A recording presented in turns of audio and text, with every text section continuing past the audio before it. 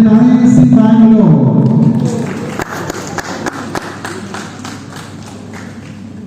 We will try to understand a few interesting life lessons from this world famous festival, Sri Jagannath Rath Yatra. Just a few days ago, we had this Rath Yatra festival in Jagannath Puri, and I had the great fortune of being part of that festival and pulling all the three Rathas in Jagannath Puri. It was a wonderful experience amidst an ocean of devotees.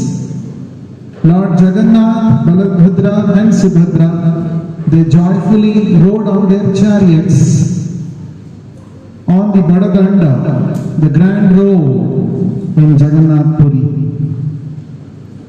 So every year we have this festival in Jagannath Puri. Lakhs of people come from all over the world just to have a glimpse of the Lord on the Ratha and to pull his chariot. What is this festival all about? Is it just a ritual, an age-old ritual that has been happening from thousands of years? Every year, the Lord comes out of the temple, rides on his chariot, and there is some bhajan, there is some festival. Is it just a ritualistic thing? Why is this Rath Yatra celebrated? We must be curious. Some of us may be curious, what is this all about?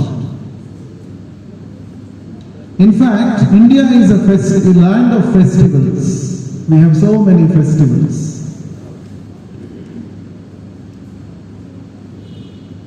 It is quite possible that we get lost in the ritual part of the festival, the cultural things associated with the festival, and we might forget the real spirit or the spiritual message of the festival.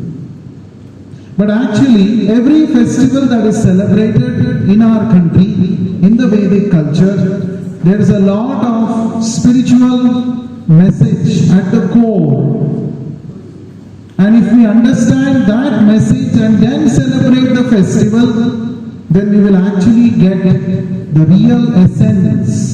We will get the real message which we can implement in our lives. So let us try to understand the spiritual significance behind this Rath Yatra festival.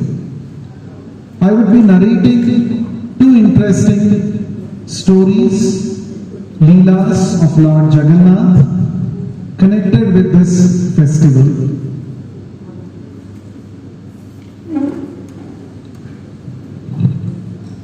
You can see here in this podium, in the front, there is a circular face form of Lord Jagannath.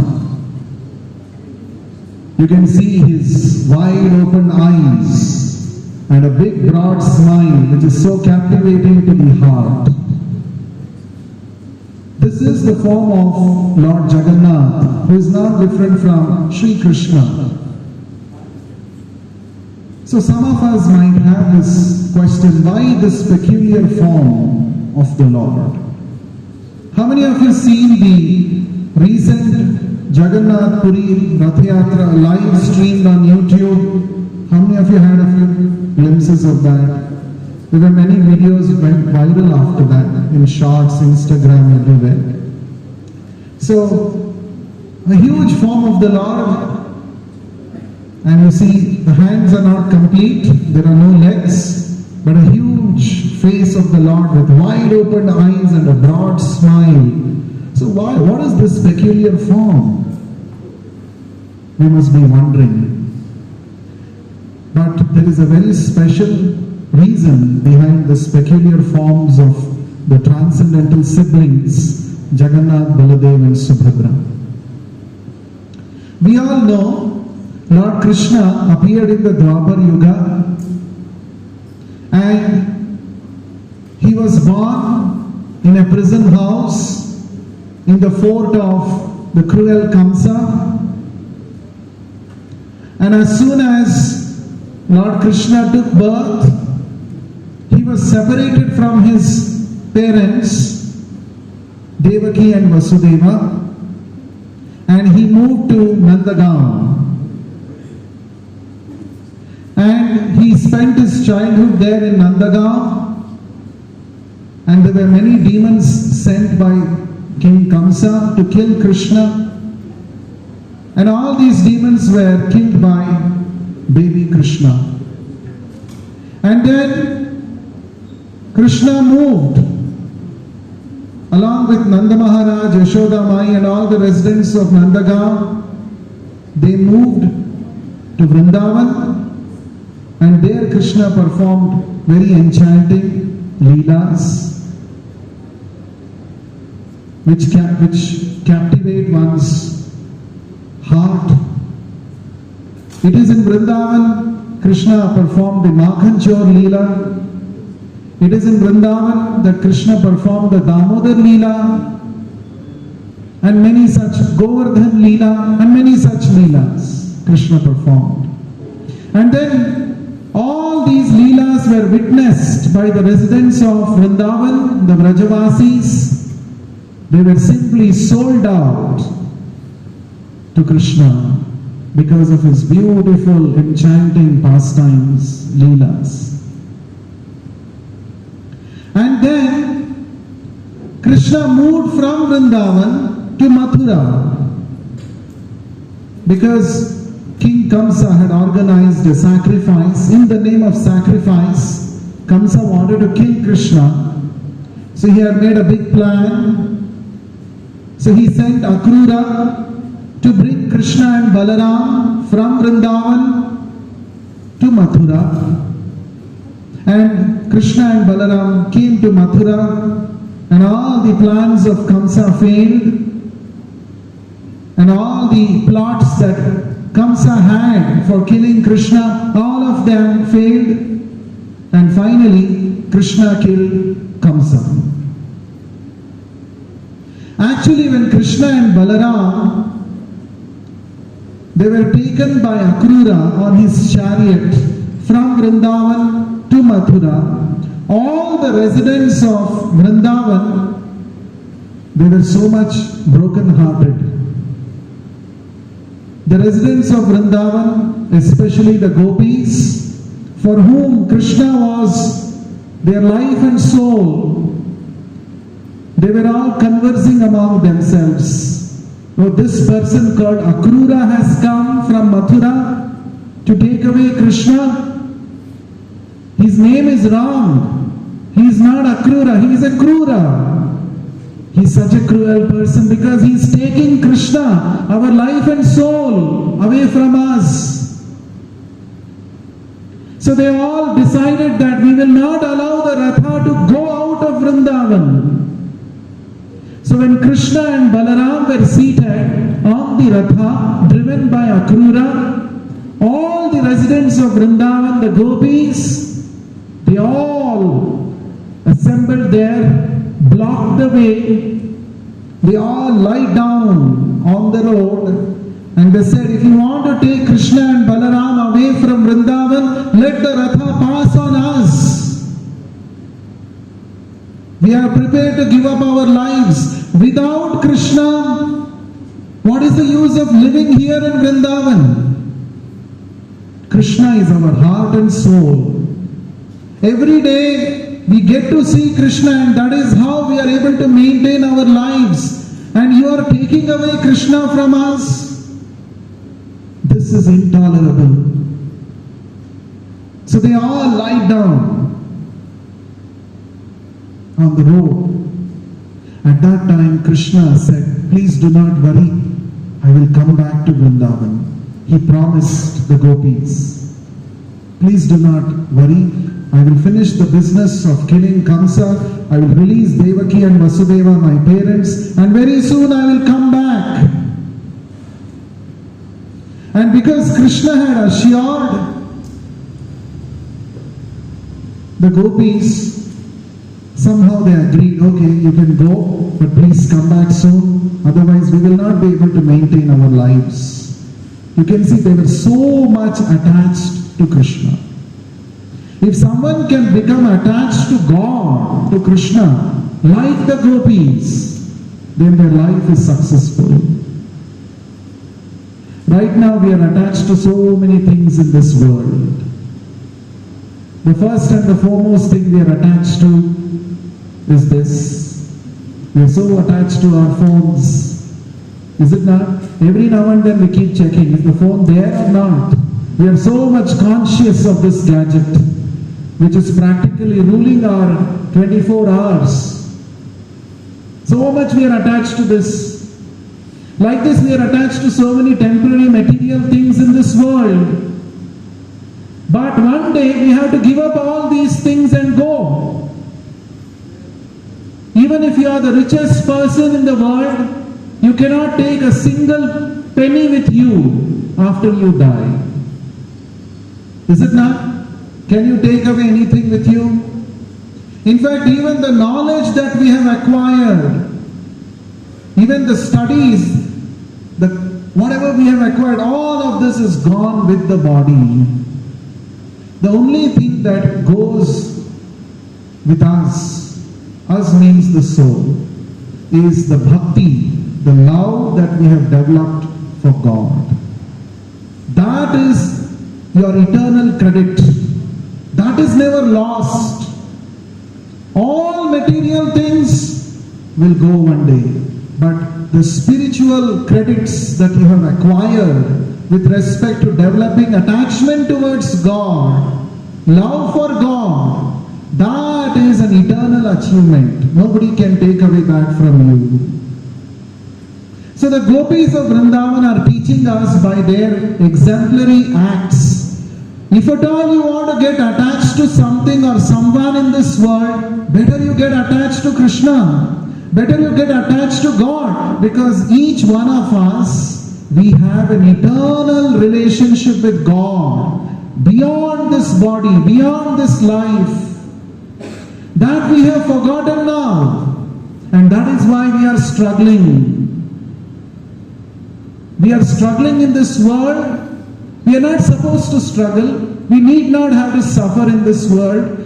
The reason for our suffering in this world, in the repetition of birth and death, is our forgetfulness of our eternal relationship with God. We have forgotten that. And that is the root cause of all miseries, all sufferings. So the gopis of Vrindavan are teaching us, why don't you get attached to Krishna? He is such a lovable person. And all of us, we have by default an attraction, a loving propensity towards God. We just have to revive it. So Krishna promised the gopis that he will come back soon after attending to his duties in Mathura. But actually Krishna got busy in Mathura. Because after he killed Kamsa, now the question was, who will take care of the kingdom? Of course, he installed his grandfather Ugrasena as the king of Mathura, but Ugrasena was old, so he had to take care of the duties as assisting Ugrasena. And then Vasudeva and Devaki saw, my son Krishna, all the while he was in Vrindavan, he never went to school. He was not formally educated at all. He was just herding cows in the forest of Vrindavan. So he must get educated. So they admitted him in Ujjain, in the Gurukul of Sandipani Muni. Both Krishna and Balaram, they mastered 64 subject matters in 64 days. And after that, they came back to Mathura. And by that time, there was another catastrophe which was going to befall the citizens of Mathura. What was that? There was another demoniac person, Jarasandha. He was the father-in-law of Kamsa. He wanted to avenge the death of his son-in-law. So he came with a huge army to attack Mathura. And Krishna single-handedly, he destroyed the entire army of Jarasandha, but he did not kill Jarasandha. Why? Because Krishna's plan was, I'll sit in one place, you bring all the demoniac forces, and I'll finish them. Because Krishna's purpose of coming to this world is Paritranaya sadhunam vinashaya cha dushkritam dharma samsthapanarthaya sambhavami yuge yuge. So Krishna says in the Bhagavad Gita 4th chapter that in order to protect the pious and to annihilate the demons, to establish the principles of real dharma, I incarnate millennium after millennium in this material world. So he was doing that business. So it's so easy. Jarasandha goes, gets a huge army, attacks Mathura, and Krishna single-handedly, Krishna and Balaram kill all the demoniac forces. Again, Jarasandha goes and accumulates some more people and come. Like this 17 times he attacked Mathura. And each time he was humiliated and he was sent alone, defeated and sent back. Like this repeatedly Jarasandha was attacking Mathura. Therefore Krishna thought Mathura people are not at peace. They are all dependent on me. I should do something for them. So what did he do? What did he do? Krishna established a new kingdom amidst the ocean, that is in Dwaraka. And overnight he shifted all the residents of Mathura without even their knowledge. That night they slept in Mathura. Next day morning they are waking up in Dwaraka, a new kingdom. That was all possible by the Yogamaya potency of Krishna. So Krishna became busy in Dwaraka. He became Dwarakadhish, the king of Dwaraka. He became busy there. But all the residents of Vrindavan, especially the gopis, they were waiting for Krishna. Krishna has told that he will come. He will definitely come. They were just maintaining their lives just because they had faith in Krishna's words. But then Krishna did not come. Why did Krishna not come? Actually, Krishna wanted to show to the whole world that real love and devotion is not in personal association. It is in the mood of separation. Viraha bhava it is called. Love in separation is much greater than love in meeting personally. Suppose we all have our friends group, or when you are next to him, next to your friend, they will talk about you so much. So many things they will chit-chat and discuss. But when you are out of sight, those who are truly attached to you, they will think about you. Generally, out of sight is out of mind. When you stop seeing a person for a long time, you will forget about that person. Isn't it?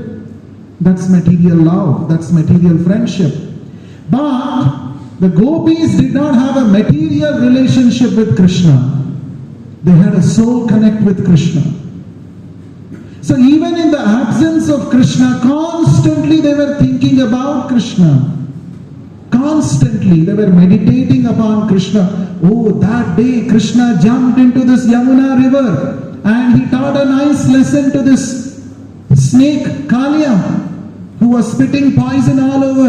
They were thinking about this, they were meditating about this. Another day, Krishna killed another demon, Aghasura, who was a big python who came to kill all the residents of Vrindavan. So like this, they were all constantly thinking about Krishna.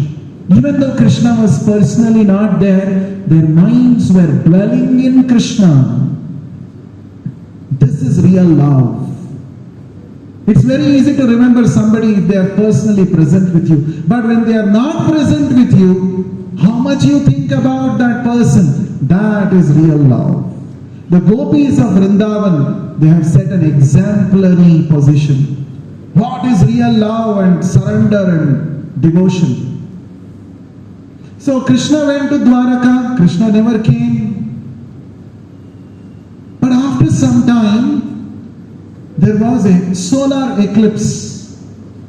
And it is customary that during such time, people go to holy places and they perform some charity there and they take bath in some holy rivers, some holy ponds.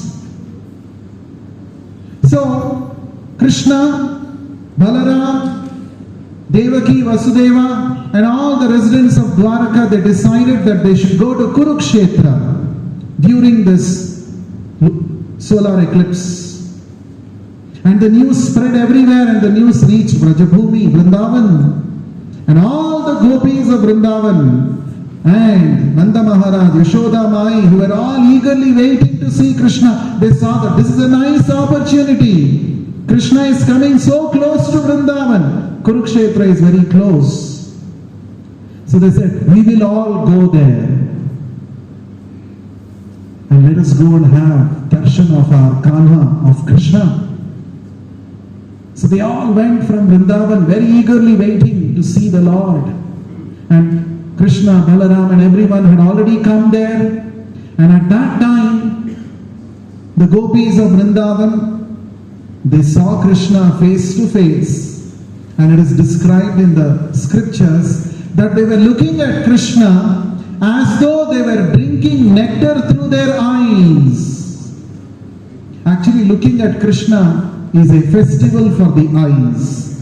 Netrotsava, it is called. Just seeing the Lord, the beautiful form of Krishna, Tribhanga, Shyama Sundara, Muralidhara Krishna, just seeing that form is a feast for the eyes. And the gopis, because they were saturated with pure love of Krishna, they were actually drinking the nectar of seeing Krishna through their eyes. And then they had exchanges, they spoke at length with each other. And then Krishna said, now I have to go back to Dwaraka because I have a lot of royal duties to perform in Dwaraka. And now the gopis, again they said, see, again you are separating from us. You said you will come to Vrindavan. You please keep up your words. Why don't you keep up your words? But Krishna said, I am so sorry. I feel indebted towards your love. I feel indebted so much that I cannot repay for your love. You see, God is saying that He is indebted to the gopis. That is the position of the gopis. Indebted means what? I cannot pay back. You have done so much for me, I cannot give back. I feel myself indebted for you, for your love and devotion. You please be satisfied with your own devotion, Krishna said. And he said, he went back. He mounted his chariot and he was going towards Dwaraka. And at that time, with love, all the gopis of Vrindavan started pulling the chariot of Krishna and Balaram and said, don't go to Dwaraka, come towards Vrindavan. They were pulling the chariot out of love for Krishna. So to remember this incident of the unfathomable love and devotion that the gopis had for Krishna and their pulling of Krishna's Ratha towards Vrindavan, to commemorate this incident, to meditate upon this incident, this festival of Ratha Yatra is celebrated every year in Jagannath Puri. So the Lord, Jagannath, Baladev, Subhadra, they travel from their Sri Mandir. Sri Mandir is like Dwaraka, very opulent. Jagannath lives like a king there. And then he comes out of the chariot, comes out of the temple, he rides on his chariot and the devotees pull the Ratha towards the Gundicha Mandir, which is also known as Sundarachal, which is like Vrindavan. So this festival of pulling the Ratha is to meditate upon the incident that happened about 5,000 years ago in the Dwapar Yuga. How the gopis, out of intense love, they were pulling the chariot of Krishna towards Vrindavan. That is the significance of this festival. So, this festival, it's not simply so there's a lot of spiritual meaning behind it. So when you're pulling the Ratha, you're pulling the Lord towards yourself. Oh Jagannath, oh Lord of the universe, please come and reside in my heart. You pull the Lord towards yourself. Reside in my heart. And then Jagannath will say, is your heart clean? I am ready to come and reside. Is it clean? Is it pure? So that is a time for our introspection. What is my heart filled with? If I have already given space for kama, krodha, lobha, moha, mada, matsara, all these contaminations in my heart, I have divided the heart space into so many 30, 40 sites and given tendency to kama, krodha, lobha, moha, then Jagannath will say, I cannot come and reside. It's a very nasty place. But before that, better you cleanse your heart. You cleanse your heart, immediately I will come and reside in your heart. So what happens is, before Jagannath, Baladev, Subhadra, they get into the Gundicha Mandir. The one day previous to that, there is something called Gundicha Marjana, which happens. Marjana means cleaning, cleansing of the temple. Because Jagannath is going to come and reside here. The temple has to be cleaned. So all the devotees, they go there and they clean the temple. 500 years ago, a great devotee of the Supreme Lord Krishna, who is considered the incarnation of Krishna himself in Kali Yuga, that is Sri Chaitanya Mahaprabhu. He personally took his devotees, went to Gundicha Mandir, and they were all cleaning the temple. He said this temple should be spick and span, clean. And he made a competition. Who will collect maximum dust from the temple? He said, the more you cleanse this temple, the more your heart will get cleansed. And it will become suitable for Jagannath to come and reside. So Chaitanya Mahaprabhu personally, he would collect so much dust particles, and then they would see the total of dust particles collected by all the devotees was always less than the dust particles collected by Chaitanya Mahaprabhu alone. He was so eager to cleanse the temple. And then they would bring a lot of water and clean the temple so that Jagannath will come and reside here. So Sri Chaitanya Mahaprabhu said, the easiest way to cleanse your heart so that it becomes suitable for Jagannath to come and reside, you don't have to do anything else. He said, you simply engage yourself in chanting the holy names of the Lord. Hare Krishna, Krishna Krishna, Hare Hare, Hare Rama, Rama Rama, Hare Hare. You simply chant the holy names of the Lord and your heart will get cleansed of all the dirty things, of all the material contaminations. Kama, Krodha, Lobha, all this will be driven away. Cheto Darpana Marjanam. Marjana means cleansing. Our consciousness is like a mirror. And if it has to be clean, if you want to see your face properly in the mirror, if it is covered with a thick layer of dust, can you see your reflection? You cannot see. You cannot see your own self, then how can you see God? Therefore, first you have to cleanse it. Chaitanya Mahaprabhu said the cleansing process is nothing but chanting of the Hare Krishna Maha Mantra. The more you chant Hare Krishna Mantra, the more you get cleansed. And you get cleansed, that means it becomes suitable for Jagannath to come and reside. So this is the significance of this festival. Therefore, when the devotees go to pull the Ratha, they loudly chant the Lord's names. They chant the Lord's names and they invite the Lord, please come and reside in my heart. So that is the significance of this festival. Now I'm going to tell you two stories. One incident I narrated about gopis pulling the chariot of Krishna towards Vrindavan. Another incident, why these peculiar forms of the Lord. Once in Dwaraka, all the queens of Krishna, they had been hearing about Krishna's Bala Leela, childhood pastimes. That Krishna stole butter and Krishna danced on the Kaliya and Krishna lifted Govardhan when he was just 7 years old. Krishna killed so many demons. They kept on hearing from many people and they got so attracted to Krishna and they wanted to actually hear all those nectarian leelas of Krishna. But they did not have a first-hand experience. They had not seen. The Dwaraka queens, they came much later. So they all requested Mother Rohini, the mother of Balaram, can you please narrate all the childhood leelas of Krishna? We are very eager to hear. In detail you please narrate, because we keep on hearing. Lot of devotees keep saying that Krishna did that, Krishna did that. Krishna is so wonderful. Madhuradhipater akhilam madhuram. Everything about Krishna is madhuram. It is so sweet. His form is sweet, his name is sweet, his activities are sweet, his instructions of the Bhagavad Gita are so sweet.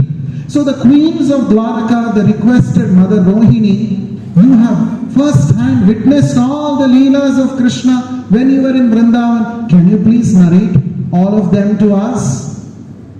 Mother Rohini said, yes, definitely I will narrate, but one condition. The condition is, Krishna and Balaram should not hear this.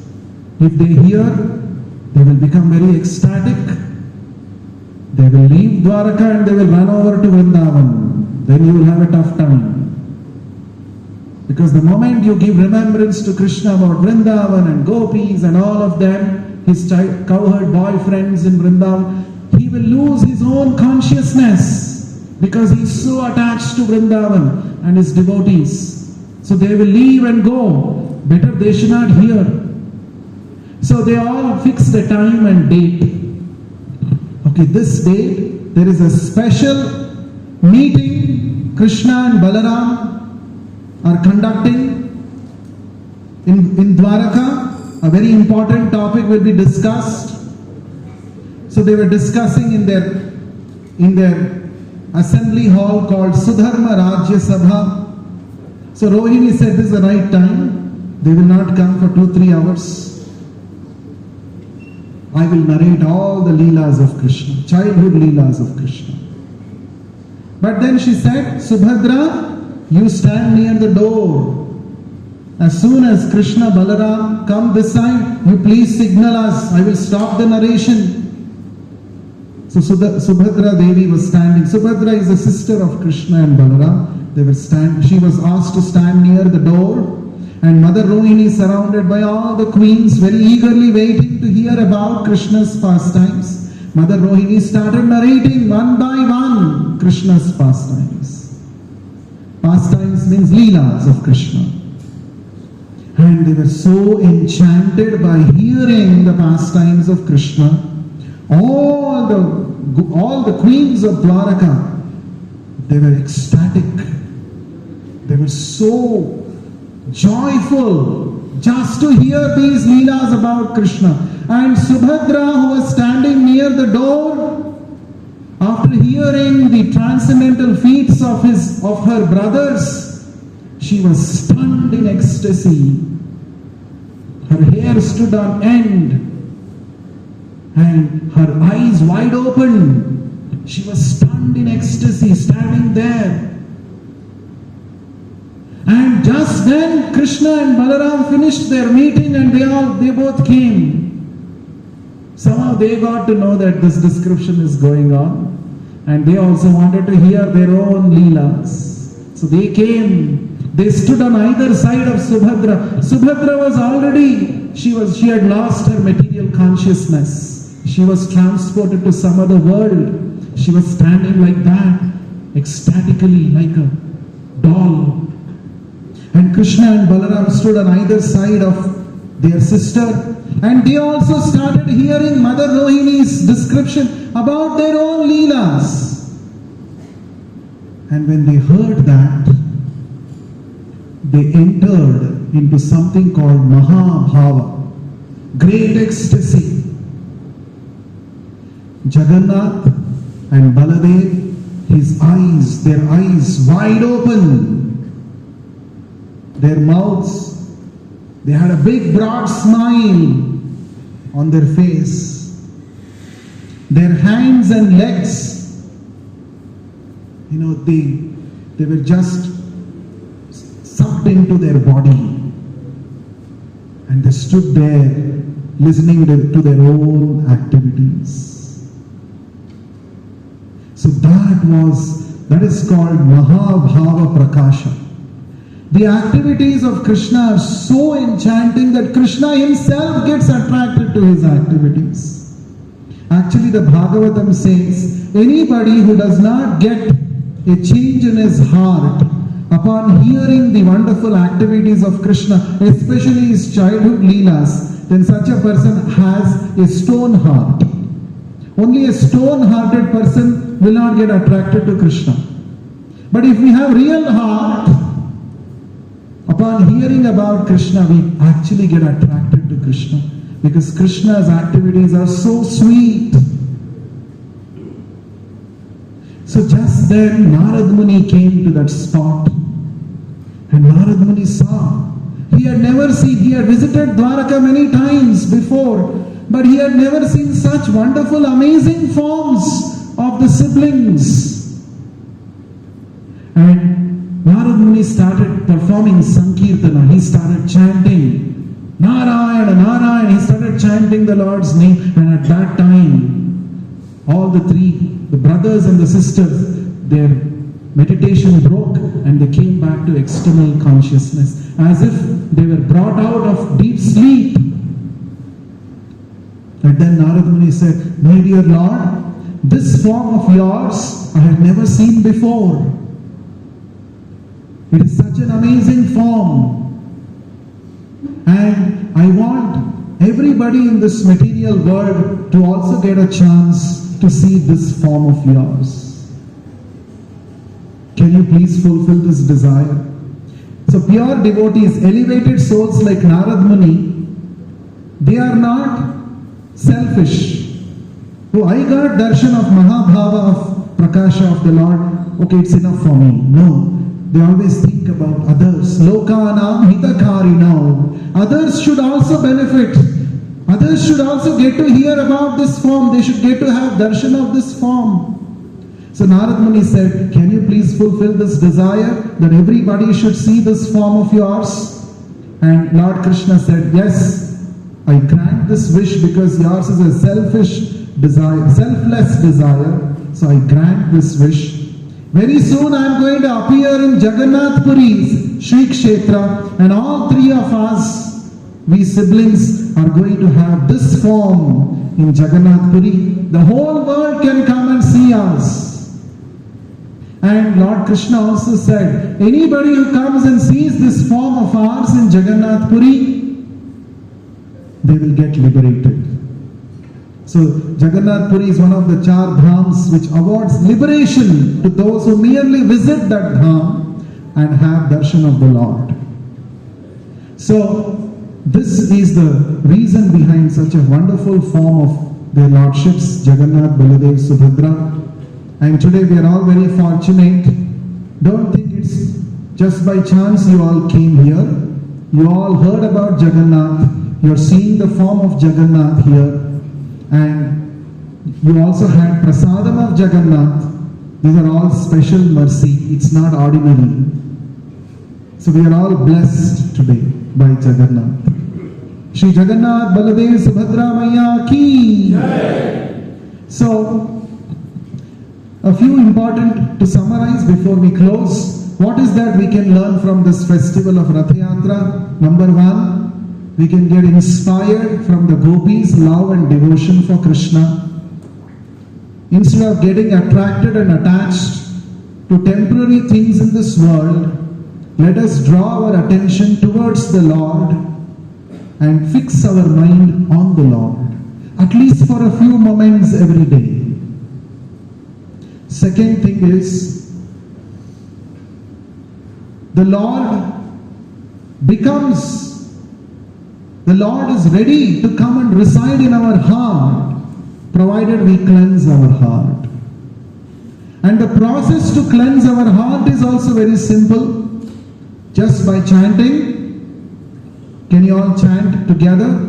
Hare Krishna, Krishna Krishna, Hare Hare, Hare Rama, Rama Rama, Hare Hare. Loudly. Hare Krishna, Krishna Krishna, Hare Hare, Hare Rama, Rama Rama, Hare Hare. The meaning of this Maha Mantra is, Oh my dear Lord Krishna, my dear Lord Rama, Oh Hare. Hare means Radharani, the topmost devotee of Krishna. Oh Radharani, oh Krishna, oh Balaram, please engage me in your service. I have been rendering services to my senses and to my mind from time immemorial, but I am not satisfied, I am not happy. Now I have come to you. Please engage me in your seva. This is the meaning of this mantra. So when we chant this mantra, our mood should be this, seeking the Lord's seva. So that is going to make us happy. And just by chanting this Maha Mantra, we can revive our original loving relationship with Jagannath, and that is the perfection of our life. So I request all of you to please take up this very simple process of chanting. It takes only about 8 minutes a day to chant the Hare Krishna Maha Mantra about 108 times, which is the minimum recommended. So it doesn't take much time. As I said, throughout our day we do so many activities. Can't we dedicate 8 minutes a day to meditate on the Lord, to chant His holy names? Chanting His holy names is the best meditation process, and it gives you quick results. It purifies our consciousness, and not only that, it also helps us to do well in our material career. We should not think that, oh, by chanting Hare Krishna, something else will happen to me. What will happen to my PhD? No. You will be able to focus much better.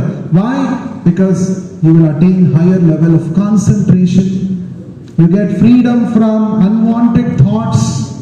You can stay away from unwanted habits and drives if you simply chant this Hare Krishna Maha Mantra every day. So will you all chant? Yes or no? Yes. Okay. Let Jagannath hear a loud yes. Yes. So some people are still hesitant. Oh, should I really say yes? Try and see. It's going to really help you a lot. Right? When you apply yourself to the process, you will see the benefits for yourself. Okay? So now we will do a small session of mantra meditation for about 7-8 minutes. I request the volunteers to distribute the beads to everyone. Meanwhile, if anyone has comments, any questions, anything to say or ask, you are free to do so. Any questions, comments?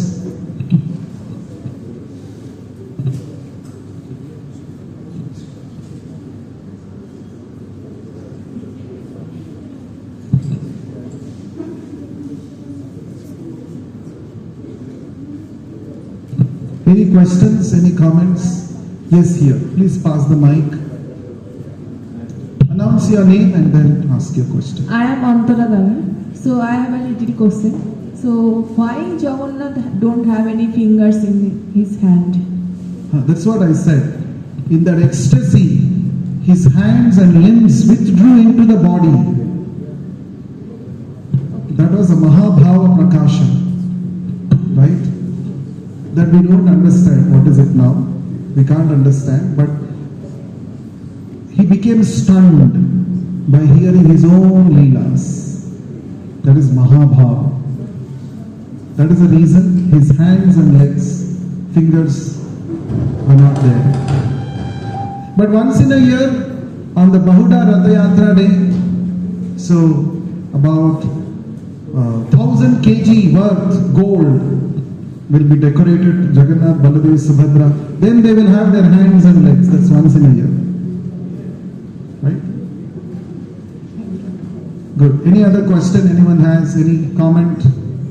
Yes, please pass the mic there. What's your name? My name is Siddharth. Siddharth, yes. So I joined late, sorry. So I just have one question. Like, is Jagannath an avatar of Vishnu, or he's a form? He's Vishnu itself. Okay, Siddharth, there I, Durus I. You came late, but nevertheless you came. And good question. Jagannath is Lord himself. He's not avatar. Jagannath is Krishna himself. Okay? I think whatever we discuss, it's recorded. Is it recorded? Yeah, later you can hear that and you will get to know more about that. Any other question anyone has quickly? Any comments? Yes, there, one hand. How many of you are getting late? We have a dinner prasadam arranged for all of you. Dinner is arranged, so you don't have to worry about that you'll get late to the mess. No problem. Dinner is arranged for everyone. Yes. My name is Supri. You described that the Lord was ecstatic, right? Like who observed that the Lord was ecstatic? Like somebody would have written it. Whoever was there, and Narad Muni, I said. Narad Muni observed it. So he wrote it in the textbook, sir. Yes. He narrated this later. Oh. Yes. Nice question. Next, anybody? Yes. No. Sir, actually, I saw some videos about Jagannath temple. So there will be a saying that flag of the Jagannath, it will flow against to the air, wind of the air. Is that true? This is my first question. Like, I just wanted to know. And the second one is that Krishna's heart still it is alive in the statues of Jagannath in the temple. What was the story behind it? Is that true? Okay, good question. What's your name? Shivkumar. Shivkumar was the one who chanted. Yes. Very nice. Yes, it is said there are about 7 to 8 miracles which happen in Jagannath Puri. One of them is the flag flapping in the direction opposite to the wind direction. And there are many videos online for this also, which proves that. In fact, one of the biggest miracle in Jagannath Puri is not just that, not just flapping of the wind. There are many videos you can watch that. It is true. Bigger miracle is every day huge quantity of food is prepared in Jagannath temple. Jagannath accepts 56 items 6 times a day, and on a normal day food sufficient for about 1 lakh people is prepared, and not even a morsel of food goes waste. And on festival days about 2.5 lakh prasadam for 2.5 lakh people is prepared, and that also doesn't get wasted. I feel that is a bigger miracle. And of course, faith is something very important, which is important for us to begin our spiritual journey. If you try to see all spiritual things from your logical perspective, you may not get the answers. I'm not saying you should blindly believe, but based on proper source, if you apply the knowledge in your life and see it works. So in that way, it is not a blind belief. Now the second question, yes, when Krishna left this world in Dwaraka, it is said his heart was residing, the heart was transferred from Dwaraka to a big wooden log which came floating in the ocean to one king called Maharaj Indradyumna.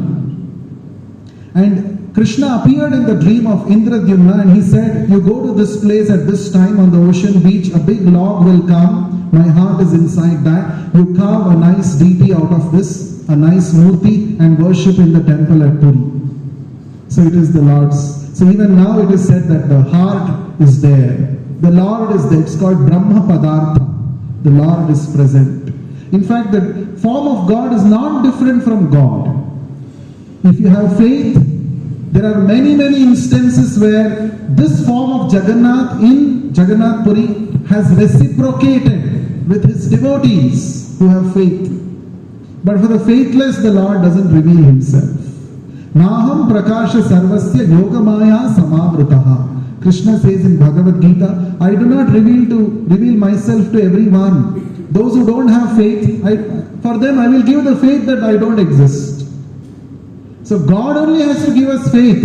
Whether you are a theist or an atheist, who makes your faith strong? It is God who is residing in your heart, who gives you that kind of an intelligence.